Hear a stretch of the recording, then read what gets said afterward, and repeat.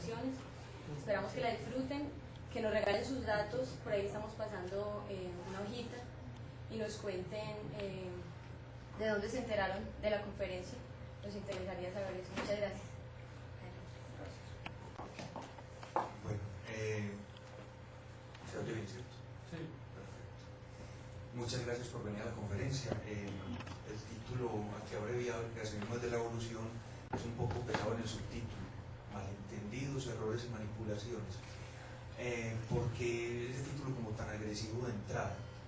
Porque después de bastante tiempo, llevo más de 10 años y por hobby sociológico estudiando el creacionismo.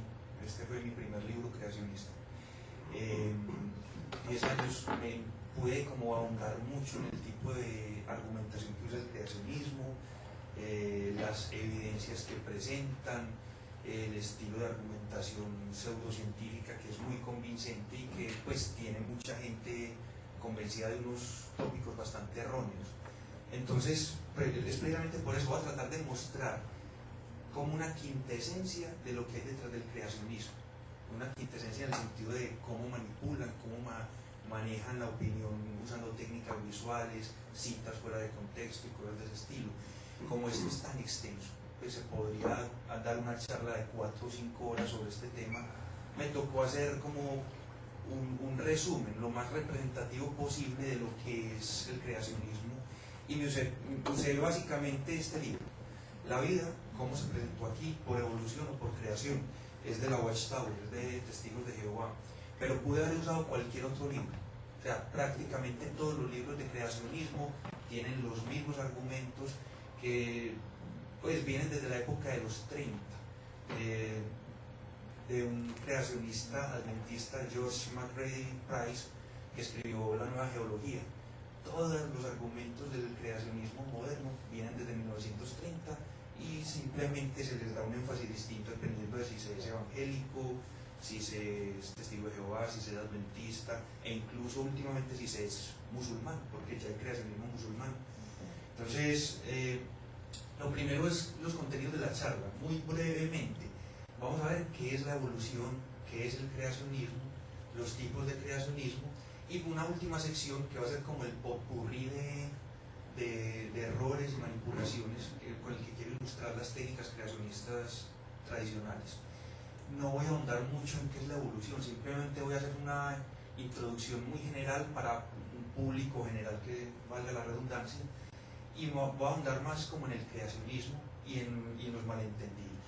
Entonces, la evolución, esta no es una definición formal de ella, pero es algo que explica muy bien los tópicos generales. En biología, la evolución es el cambio en el material genético de una población de individuos de una generación a la siguiente. Entonces vale la pena recordar algo. La evolución se da en poblaciones de individuos. Los animales, cada individuo animal no evoluciona. Eso es un error muy frecuente, ¿no?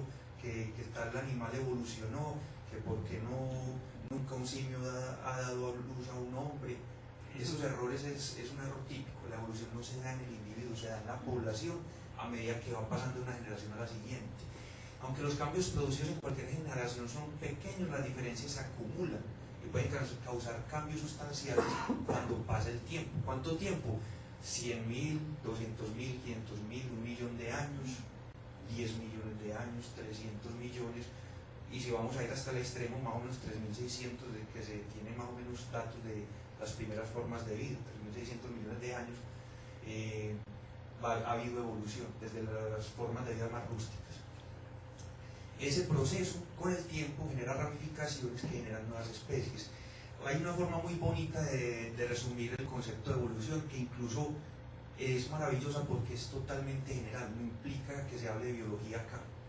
Es la vida resulta de la supervivencia no aleatoria de replicadores aleatoriamente variantes. Richard Dawkins. Esa definición de evolución se puede aplicar a computación evolutiva, se puede aplicar a biogénesis, se puede aplicar a evolución biológica y a todos los campos que usted quiera. Entonces, la clave de todo el entendimiento moderno de la evolución se basa en el descubrimiento de la estructura del ADN, pues la moderna síntesis, porque la estructura del ADN explica perfectamente todo el resto del proceso evolutivo. ¿Qué es el ADN? Es una molécula de herencia que tiene, básicamente son dos hélices de azúcares, de ribosas, o de desoxirribosa, perdón, y tiene unas bases nitrogenadas entre ellas. Son 4 bases: adenina, timina, citosina y guanina. 4 bases que son complementarias entre sí y forman los peldaños del ADN. ¿Qué ocurre? Que se puede hablar de eso como de que el ADN es un código con un alfabeto de 4 letras o un código numérico con 4 cifras. Perdón. Entonces, ¿qué ocurre? Que el material genético, la estructura del ADN, explica cómo surge y cómo se da la replicación. Simplemente, como las bases son complementarias, las 2 hélices se desenvuelven y se puede copiar cada una de las hélices por aparte. Al final aparecen 2 secuencias, 2 cadenas de ADN complementarias entre sí que tienen la misma información original. Esa es la forma de copiar.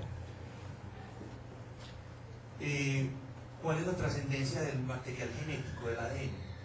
La trascendencia es que ahí está codificado el material de construcción de los seres vivos, que son las proteínas. Cada 3, perdón, se me está yendo el apuntador, cada 3 bases de estas, cada 3 parejas de bases, se forma lo que se llama un codón. Cada codón determina una pequeña molécula de las que hay acá. Estos son los aminoácidos. Entonces, de una cadena larga de bases nitrogenadas en el ADN se puede codificar una cadena de aminoácidos tomando de a 3 letras del ADN por vez. Entonces, ¿qué ocurre? Con esto se forman las proteínas que construyen al organismo. Este es un esquema muy básico de lo que es la síntesis de proteínas. La información genética está en el ADN.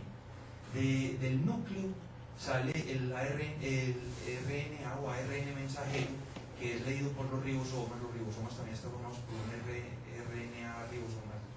Y lo que se va haciendo es que se va leyendo ya tripletas, y cada tripleta hace que se vaya agregando a la cadena de la proteína un aminoácido. Entonces, las moléculas que aparecían acá, estos aminoácidos, que son más o menos 21 aminoácidos, un poquito más con algunas variaciones, se forman como en un rosario de cuentas, como en una camándula. Y esa es la primera parte de la estructura de una proteína. La primera parte de la estructura de la proteína es simplemente la secuencia de aminoácidos que aparece codificada en el ADN. ¿Qué ocurre? Que esas moléculas de aminoácidos, algunas son hidrofóbicas, o sea, rechazan el entorno acuoso donde están. Otras son hidrofílicas, puede ser porque sean acídicas o acídicas y simplemente se van atraídas hacia el agua.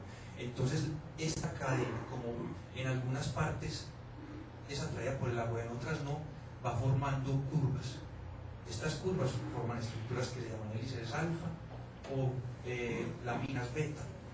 Y por el efecto del pH del medio donde están las proteínas, se van formando estructuras globulares, que es la estructura terciaria de la proteína. Y a veces, porque pues, no todas las proteínas son así, muchas sí, cuando varias proteínas con una estructura terciaria se unen en una proteína más compleja, se forma lo de la estructura cuaternaria. Por ejemplo, la hemoglobina de nuestra sangre tiene cuatro bloques terciarios formando la molécula que capta el oxígeno. ¿Qué es lo importante para entender acá? Que a uno en la argumentación creacionista le dicen que las mutaciones son siempre dañinas, y eso no es cierto. ¿Por qué no? Porque en esa tabla de moléculas